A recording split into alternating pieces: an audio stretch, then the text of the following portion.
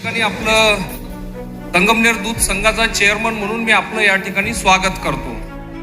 कारण की खऱ्या अर्थाने संगमनेर दूध संघाच्या मालक कोण आहेत तर इथं उपस्थित असलेल्या आमच्या सर्व महिला भगिनी या मालक आहेत दूध संघाच्या.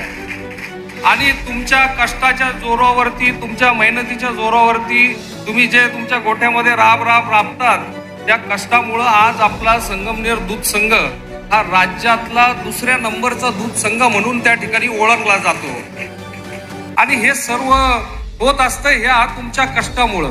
आपले नेते आमदार बाळासाहेब थोरात साहेब हे आहेत, स्वर्गीय दादा, स्वर्गीय भाऊसाहेब संतोषजी थोरात यांनी या संघाची स्थापना केली.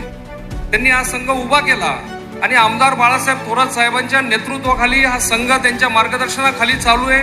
मी गेले 7-8 वर्ष म्हणून चेअरमन म्हणून दूध संघाचं त्या ठिकाणी कामकाज बघतोय आणि एक वेगळा नावलौकिक